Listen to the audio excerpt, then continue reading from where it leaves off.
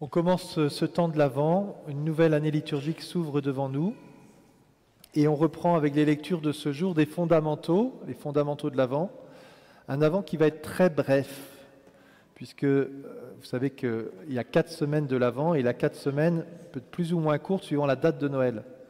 Et là, Noël, ça va être un dimanche 24 soir. Ça veut dire que le 4e dimanche, ce sera le matin et le soir, ce sera Noël. Donc si vous attendez la 4e semaine pour vous préparer à Noël, vous êtes foutus. Donc voilà, on a 3 semaines très concentrées, très denses, mais qui peuvent nous aider aussi à rentrer dans ces 3 attentes du temps de l'Avent. Traditionnellement, on considère ce temps qui reprend 3 attentes et les 3 lectures nous donnent ces 3 attentes. La première lecture, Isaïe, dit « Ah, si tu déchirais les cieux et si tu descendais ». Seigneur, si tu descendais. Pourquoi ? Parce que, Seigneur, tu as déjà agi dans l'histoire. Le peuple a vu ton action, notamment Moïse. Tu es descendu sur la montagne sainte. Et c'est là qu'il fait référence à ces textes-là dans son récit. Tu es déjà venu, Seigneur, tu as déjà agi. Tu as agi dans le roi David. Tu as agi en inspirant Salomon dans sa sagesse. Tu as agi à travers l'histoire. Et nous, Seigneur, si tu descendais de nouveau, si tu venais. Et cette attente, eh bien, c'est le signe de ce temps de l'Avent. Attente, avant, en latin adventus, on est dans l'attente. Voilà. Et donc, j'attends quoi ? J'attends cette venue du Messie. Et on fait mémoire de cette attente d'Israël qui a attendu le Messie avec la figure de Jean-Baptiste, avec la figure de Marie, avec la figure d'Isaïe, tous ces grands prophètes. Et on va voir tout à l'heure que cette attente, elle n'est pas juste un souvenir des années de Moïse et d'Élie et d'Isaïe, mais c'est une expérience que nous sommes invités nous-mêmes à revivre lorsque nous allons nous approcher des fêtes de Noël. La deuxième attente, c'est celle qu'on entend dans l'Évangile. Veillez, veillez car vous ne savez ni le jour ni l'heure. C'est plus une attente eschatologique, c'est-à-dire c'est l'attente de la fin. Or cette attente de la fin, on vient de le vivre depuis un mois entre la Toussaint et le Christ roi. On a médité sur le ciel. Aujourd'hui, je vois que vous êtes tous motivés pour y aller. Tous envie, Seigneur, vivement que tu reviennes, Seigneur. J'aurais plus besoin de faire les comptes financiers de la paroisse. J'aurais plus besoin de... Seigneur, toi-même, tu prêcheras à mes frères et sœurs. J'aurais plus besoin de préparer des homélies. Viens, Seigneur, que ton retour vienne maintenant. Et juste avant cet évangile, Jésus a dit, on ne sait ni le jour ni l'heure. On ne sait ni le jour ni l'heure, mais le Père seul le sait. Même Jésus dit, même moi, je ne suis pas au courant. Donc, voilà. C'est important parce que souvent, certains savent déjà. Ils vont dire, c'est pour bientôt. Non, on ne sait pas. Par contre, la question n'est pas de dire quand. La question est veille. Sois dans l'attente. Veille. J'ai un verset qui me vient quand j'entends l'Évangile, qui est un peu à l'encontre de l'Évangile, puisqu'à la fin, il dit, ne restez pas endormis. Mais moi, je dors, mais mon cœur veille. Voilà, ce ne sera pas seulement de ne pas s'endormir, on peut s'endormir de plein de manières. On peut devenir, je suis réveillé mais je suis complètement endormi, quoi. Et je peux dormir et veiller en même temps. Il faut bien cerner de quel sommeil il ne faut pas qu'on rentre. Mais donc je suis dans cette attente de la fin. Et finalement, on peut tous attendre cela, pas seulement en se disant, oui, vu que ça fait déjà 2000 ans qu'on attend, on peut encore attendre un peu. La troisième attente, c'est l'attente imminente. C'est celle qu'exprime saint Paul dans cette deuxième lettre, qui est d'ailleurs saint Pierre. Bien travailler mes textes, moi. C'est le bon texte que j'ai devant les yeux ou pas là ? Alors, aucun don de grâce ne vous manque, à vous qui attendez de voir se révéler notre Seigneur Jésus-Christ. Dieu dit, l'apôtre dit, vous ne manquez de rien. Dieu vous a donné tout ce qu'il faut. Vous avez le don de sa grâce avec vous. Vous qui attendez que le Seigneur se manifeste. Et ça, c'est le présent. Oui, aujourd'hui, Dieu se manifeste avec nous. Bien sûr, il viendra dans la gloire. C'est ce que nous disons à la messe. Nous attendons ta venue dans la gloire. Jésus, tu es présent dans l'Eucharistie, mais nous attendons encore ta venue dans la gloire. Bien sûr, tu es déjà venu. Mais notre expérience à nous, dans la suite de nos pères, c'est que tu viens jusqu'à nous. Tu viens jusqu'à nous à chaque Eucharistie, mais tu viens jusqu'à nous aussi dans le secret de ma maison. Tu viens peut-être jusqu'à moi lorsque je suis au travail. Avant une réunion, tout d'un coup, bam, Seigneur, tu es là. Tu me donnes une paix, là. Entrez, monsieur, je suis prêt à vous accueillir. Vous voyez, Seigneur, tu marches avec moi et tu peux venir à n'importe quel moment. le don de ta grâce peut se renouveler sans cesse. Donc nous vivons ces trois attentes, mais ces trois attentes ne sont pas comme trois moments de l'histoire, on est invité à les unir et à les vivre tout en même temps. Si on n'attend pas le vide. Si on est dans l'attente pendant l'Avent, c'est qu'on attend quelqu'un. Alors je sais que les enfants vont dire, moi j'attends le 25 décembre. Être au pied du sapin le 25 décembre. Voilà, ça c'est mon objectif de l'Avent là. J'ai préparé mon estomac, un chocolat par jour, pour que le 25, là, j'ai un bon estomac bien prêt pour la dinde. Mais notre attente chrétienne, c'est une personne. Si nous n'attendons personne, personne n'est censé venir. Or justement, si nous sommes dans l'attente même, c'est la foi que Jésus vient jusqu'à nous. Et je voudrais vous citer ce premier verset, cette première phrase du pape François dans le premier document qu'il nous a laissé, la joie de l'Évangile. Et il dit « La joie de l'Évangile remplit le cœur et toute la vie de ceux qui rencontrent le Christ. » Nous sommes dans l'attente parce que nous voulons rencontrer Jésus, parce que nous l'avons rencontré, parce que nos pères l'ont rencontré et que nous aussi, nous voulons vivre cette rencontre. Et nous savons que cette rencontre ne sera pas juste à la fin des temps, elle est aujourd'hui. Et c'est ce que reprend Isaïe. « Ah, si tu déchirais les cieux, Seigneur, tu es déjà venu, je veux vivre de ta présence. Tu es déjà venu me chercher. Moi, Isaïe, au chapitre 6, tu m'as pris par la main, tu m'as même purifié la bouche pour que je puisse annoncer tes paroles. Ah, Seigneur, si tu revenais. Je veux venir, Seigneur, faire cette expérience nouvelle. » Et dans l'Évangile, on a cela aussi. Le Seigneur peut venir à n'importe quelle heure, au chant du coq. Pourquoi Marc nous parle-t-il du chant du coq à ce moment-là? Le chant du coq, ça va être dans 2 chapitres plus tard. Le chant du coq, c'est quand même un moment fort dans la vie des chrétiens, parce que celui qui a aspiré Saint Marc s'appelle Saint Pierre. Donc quand Saint Pierre dit « Veillez, parce que vous ne savez pas si le Seigneur va revenir au chant du coq »,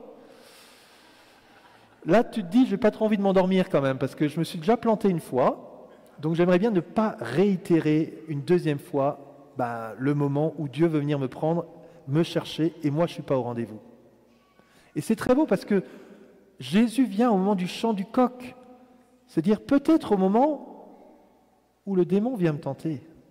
Le démon, je suis tenté de prendre le mauvais chemin, c'est que là, le Seigneur m'attend. Et il y a un défi pour moi. Et je le dis souvent, peut-être plus en confession qu'ici, mais finalement, nos tentations, nos combats, c'est peut-être le lieu d'une transformation pour quelque chose de positif. J'ai un combat à la critique, et c'est là que le Seigneur veut venir me rejoindre parce que je veux que tu sois dans la louange. J'ai un combat au jugement, eh bien, je veux que tu bénisses les personnes. J'ai un combat, je ne sais pas quoi. Aujourd'hui, j'ai vraiment pas envie de sortir de mon lit. Peut-être que le Seigneur a un projet pour moi aujourd'hui, là. Pas de faire un marathon, peut-être, certains, mais peut-être simplement aussi de dire, tiens, je t'attends sur un coup de fil, je t'attends sur un message, voyez?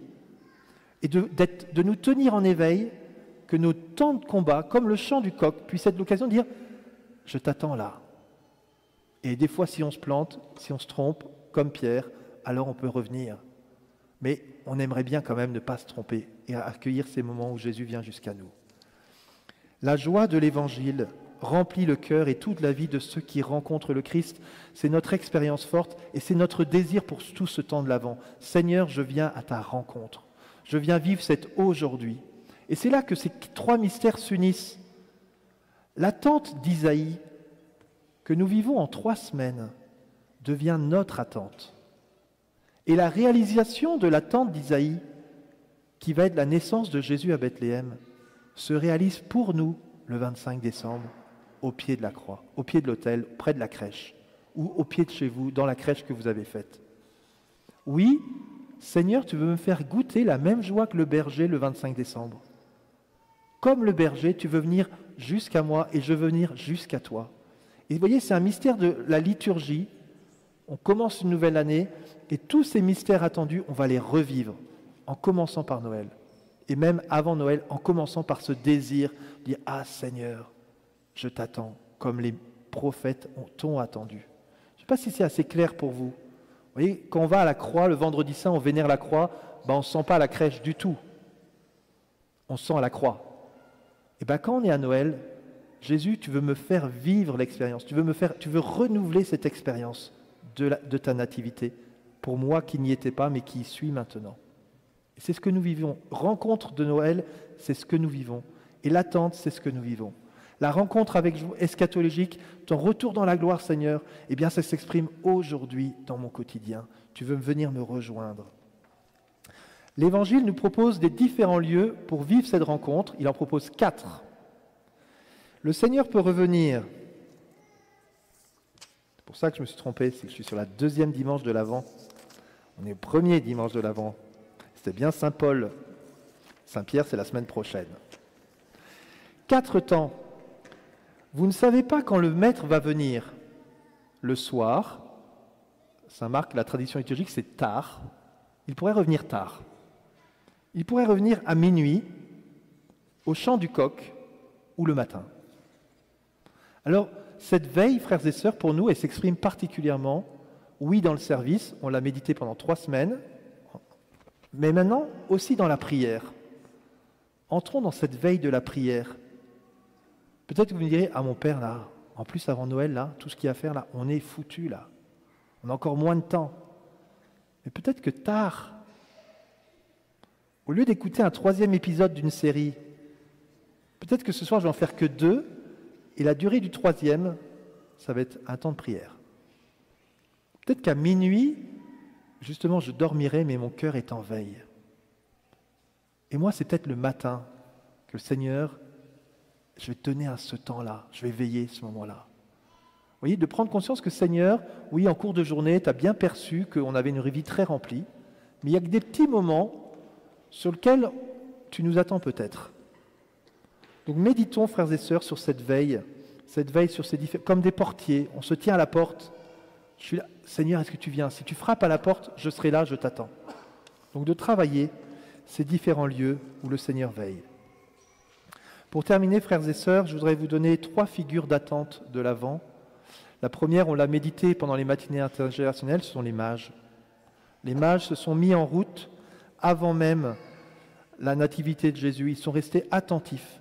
Derrière la figure des mages, on peut voir notre attente lointaine, notre préparation lointaine.